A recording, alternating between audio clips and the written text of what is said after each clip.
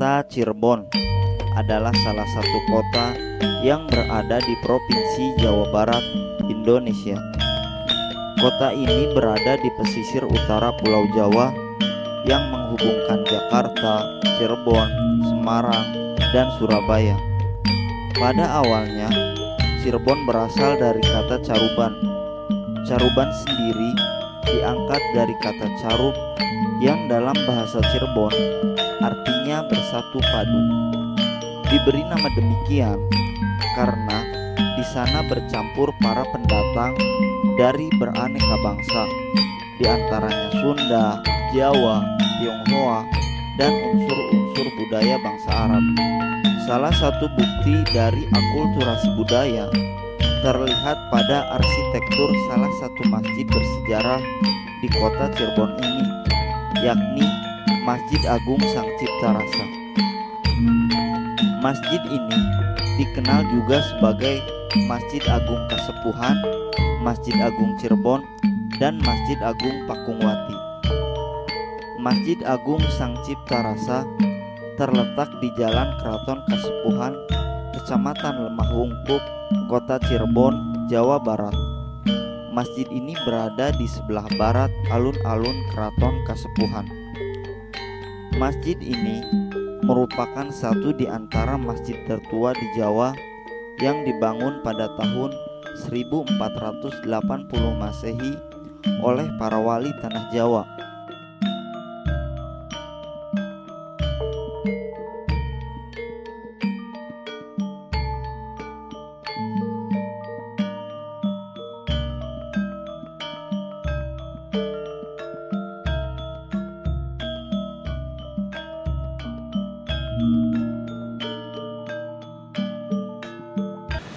Pertama, Masjid Agung ini atas prakarsanya Mas Pakungwati dan arsitekturnya yang biasa dikenal oleh Sunan Kalijaga membangun Masjid Agung pada kurang lebih tahun 1480. Ada dua versi, ada 1478 dan 1480. 1480 itu yang sudah diseminarkan, jadi mendekati kebenarannya. Dibangun pada 1480 oleh para wali 9. Katanya sih, kata sejarah satu malam katanya.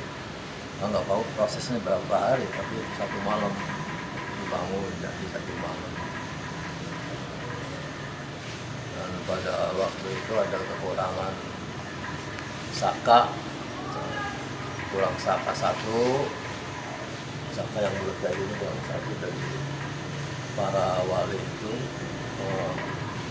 Bekas-bekas saka itu tangkal ya, potongan-potongan dikumpulkan atas izin Allah, jadilah saka, namanya saka tangkal, ada di sebelah sana. Kalau yang aslinya kecil ini, kecil ya, kan udah sambungan, udah baru. Kalau ini yang asli ini bulat semua. Nah, ini jumlah sakanya ini 74. Oh, saka. Sakanya bulat ada 74. Itu mungkin ada artinya, saya nggak tahu artinya 7 itu apa, 4 itu. Jumlahnya 74 sakanya. Saka yang bulat, yang asli, ini saka asli gitu. Kalau yang ini udah tambahan. Masjid Agung Sang Cipta Rasa jadi saksi bisu bagaimana Islam berkembang saat itu. Nama masjid ini diambil dari kata sang yang bermakna keagungan, cipta berarti dibangun, serta rasa yang artinya digunakan.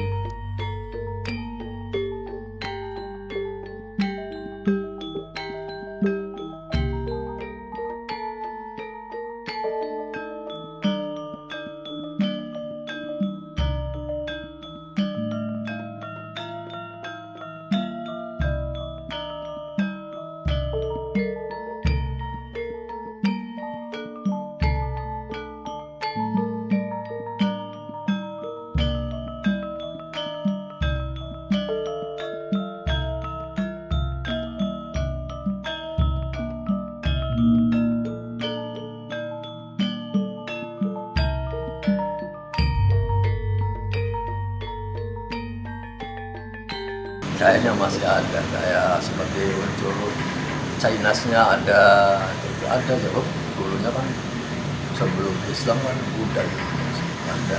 Namanya kayak ini waktu itu ada memang ada kaitan, tapi tidak penuh, tidak full dari, karena ada apa ya, karena mungkin kalau kita sih pergaulan dulunya ya, sebelum Islam masuk kan sudah ada.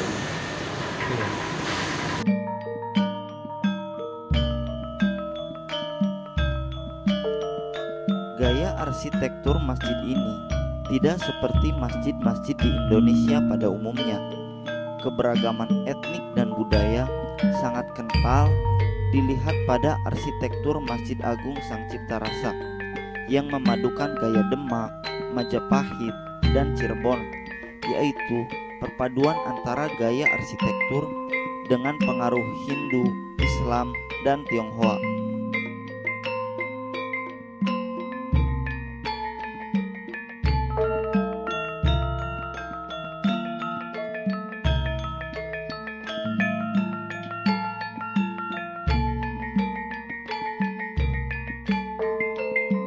Ya sumur kan harus dibuat karena ada masjid, ada untuk wudhu. Ini kan tempat wudhunya para wali, dan dibuat sumurnya dua, sama lah usianya dengan Masjid Agung. Karena sumurnya ada dua, sumur satunya segi 4, satunya bulat, tapi yang satu ditutup, airnya kan di dalam. Nah para wali wudhunya di sini. Ini kan makanya airnya banyak mengandung barokah, karomah, karena para wali wudhu di sini. Orang mau minta buat hajat, minta tidak punya anak itu, insya Allah minta air dari sini, insya Allah diijabah. Ini airnya penuh barokah dan karomah dari para wali. Ya kemarin Muludan juga yang minta air sini ribuan, tapi ini nggak habis-habis. Itu ada keistimewaan. Sumber di sana kan ada istilah merkurinya apa ya, kalau tak ketahuan selesai diambil sama anak, karena air itu diminum sama orang yang minta minum untuk pengobatan, untuk orang sakit. Ya alhamdulillah ada yang diijabah, bahkan untuk orang yang mau meninggal, yang sudah sakitnya udah tahunan di rumah sakit sana, udah berobat sembuh, udah di rumahnya sudah repot, ada yang hidupnya akhirnya minta air dari sini, namanya air cis. Air apa? Air cis. Cis. Dikasih air cis itu ada dua kemungkinan, kalau meninggal, kalau hidup. Tapi kebanyakan meninggal. Ada air cis. Dari cis itu ombak pada zaman dulu para wali kalau khotbah kan pakainya ada, sampai sekarang masih ada. Itu air cis pakai ombak. Masjid ini juga memiliki jam banjet, yakni jam matahari yang digunakan untuk mengetahui kapan masuknya waktu sholat. Masjid ini ditopang 12 pilar, dikenal sebagai Sekar Welas. Bukti masjid ini warisan para wali songo adalah satu tiang penyangga atap di dalam masjid yang konon dibuat oleh Sunan Kalijaga dari serpihan kayu jati yang disatukan dan dibuat tiang. Konstruksi tiang ini seperti yang ada di Masjid Agung Demak, dikenal masyarakat sebagai Saka Tatal. Di ruangan utama masjid terdapat mihrab untuk imam sholat. Pada mihrab tidak ditemui sama sekali ukiran kalimat syahadat atau kalam ilahi. Mihrab berukuran satu orang dewasa ini hanya berukiran bunga teratai. Susunan batu pualam putih berpusat pada bentuk mirip bunga matahari di puncak mihrab, merupakan satu bukti bahwa mihrab ini dibuat oleh Raden Sepat. Layaknya sebuah masjid kerajaan, Masjid Agung Sang Cipta Rasa menyediakan tempat sholat khusus bagi keluarga kerajaan, biasa disebut maksuroh. Berpagar kayu berukir, maksuroh dibagi menjadi dua, keluarga Kasepuhan pada saf depan dekat mimbar, dan keluarga Kanoman di saf belakang samping kiri pintu utama.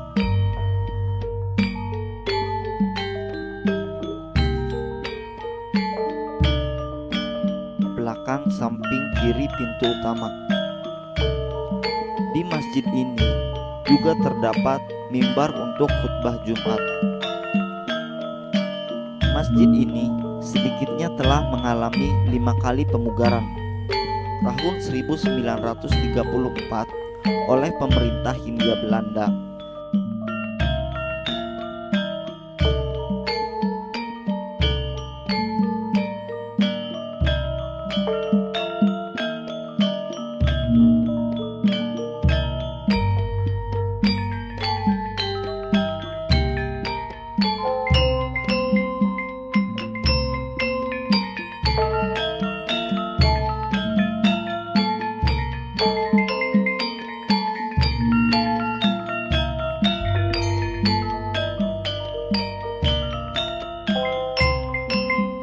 Renovasi ada 3 kali sih, seperti di dalam ada besi itu untuk memperkuat sih sakanya tinggi. Kalau 30 meternya barangkali, antisipasi ya barangkali ada sakanya tempat. Terus yang di atas itu diganti, anunya sirapnya diganti. Seperti ini kembali ke aslinya, tadinya kan pakai lukisan, pakai kaca, sekarang balik lagi kayak gini aslinya. Masjid ini sedikitnya telah mengalami 5 kali pemugaran. Tahun 1934 oleh pemerintah Hindia Belanda. Tahun 1960 Pangeran Sulaiman Sulendraniningrat, Habib Syekh dan Raden Amartapura memperbaiki atap dan palang. Pada tahun 1972 hingga 1974 oleh pemerintah daerah kota Cirebon memperbaiki serambi depan. Pada tahun 1975 hingga 1976 oleh Departemen Pendidikan dan Kebudayaan. Purna Pugar Masjid Agung Sang Cipta Rasa dilaksanakan pada 23 Februari 1978. Tiap orang yang akan masuk ke dalam ruangan utama masjid harus sedikit merunduk karena ketinggian pintu masjid hanya berukuran 1 meter saja. Hal ini sengaja dibuat sebagai simbol sifat rendah hati, sopan santun, dan saling menghormati.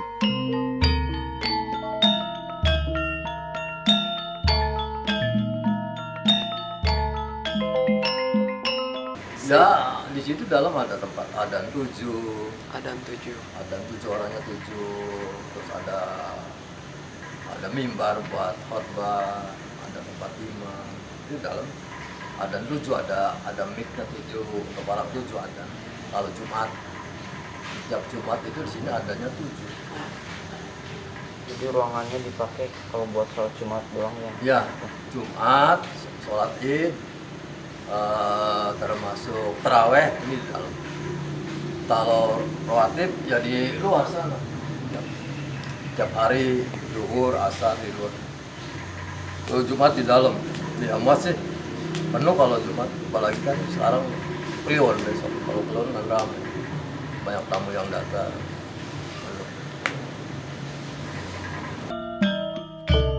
Uniknya lagi, masjid ini memiliki ritual azan 7 secara bersamaan di setiap dilakukannya sholat Jumat. Menurut legenda yang ada, di awal masuknya agama Islam di kota Cirebon, di mana agama Hindu dan Buddha mendominasi saat itu. Lalu ada seorang penguasa yang tidak ingin berkembang agama Islam dengan menyebarkan racun dari atas memolo masjid. Penguasa itu bernama Menjangan Wulung. Pada akhirnya, saat ingin meracuni 7 orang yang melakukan azan dalam masjid, racun tersebut mengenai sang penguasa itu sendiri. Dari itulah azan 7 orang atau azan itu tetap dilakukan hingga sekarang.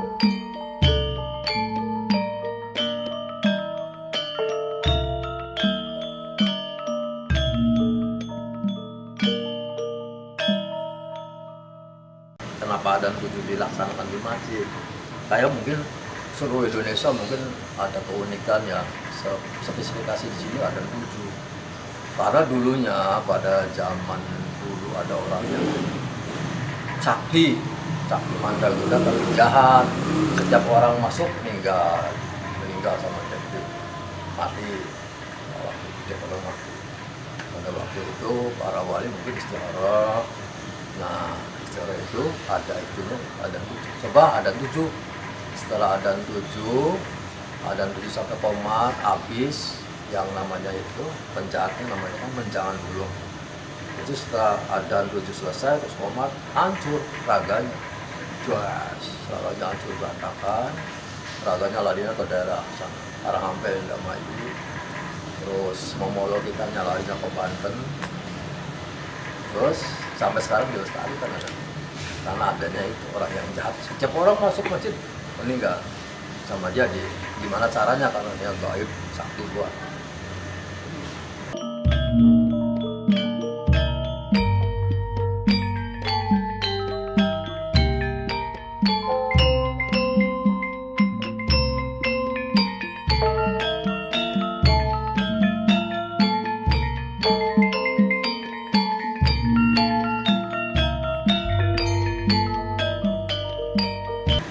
Setiap malam Sabtu ada pengajian, setiap malam Senin pembacaan kitab berjanji, setiap kliwon malam nanti juga malam ada tawasulan dan lain sebagainya.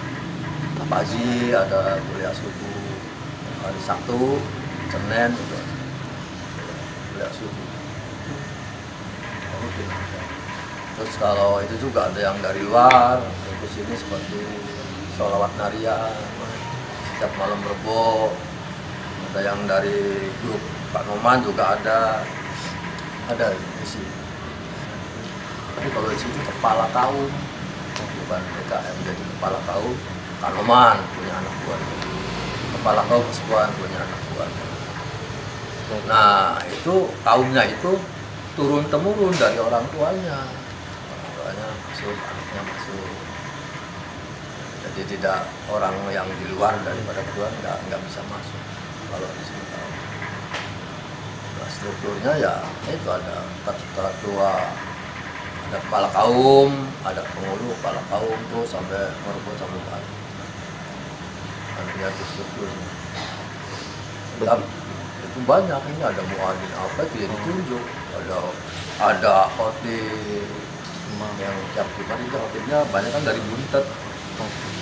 Ada yang dari Klaren, ada yang tiap juga ganti, ada jadwalnya. Masjid Agung Sang Cipta Rasa mempunyai bentuk limasan dan uniknya masjid ini juga tidak memiliki kubah. Konon ceritanya masjid ini pernah rusak dan kemudian direnovasi sehingga kubahnya diturunkan untuk kemudian diperbaiki. Putra Sunan Gunung Jati, Sultan Hasanuddin, meminta kepada ayahnya untuk membawa kubah tersebut ke Banten. Setelah mendapat izin, kubah Masjid Sang Cipta Rasa dibawa ke Banten, sehingga Masjid Sang Cipta Rasa tidak memiliki kubah.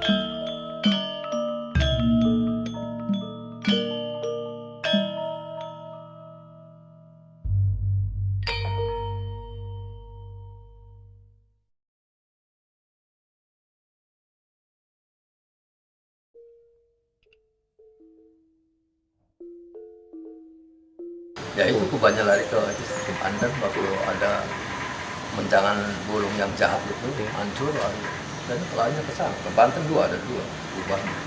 Ini punya Masjid Agung. Karena kekuatan adan 7, kekuatan adan 7, magicnya kuat, hancur, orangnya hancur, sampai ininya larinya ke sana. Ke Banten. Kubahnya. Nah, coba lihat ke Banten ada kubahnya di Barang. Itu dari punya Masjid Agung. Menghormati orang tua sudah kurang, nggak ada ya. Iya. Kalau dulu udah ada filosofinya gitu, kita harus menghormati orang lebih tua, menghormati orang lebih tua, makanya kan tunduk masuk ke masjid itu. Sekarang sudah nggak ada kan. Ada enggak sekarang sok dengan dulu juga. Woi, ya tidak ada apa ya, kurang anu lah. Sopan santunnya gitu. Sopan santunnya enggak ada, atau enggak ada pelajaran budi pekerti. Ini orang dulu, filosofi orang dulu begitu. Pendek, kenapa dibikin tinggi juga bisa? Pendek gitu. Karena kita selalu menghargai orang yang lebih atas, orang yang lebih pintar, orang yang simbolnya filosofi. Kenapa pintunya dibuka satu? Karena orang hidup belum tentu besok hidup. Tidur mati kan bisa juga. Hanya semalam satu. Tapi kalau Jumat sih dibuka semua. Ini satu kalau tiap hari dibuka, menandakan hidup cuma satu malam. Tidur belum tentu kan hidup lagi. Kalau Gusti Allahnya kamu seminggu ini ya. Makanya ada filosofi di sana. Arti orang dulu. Thank you.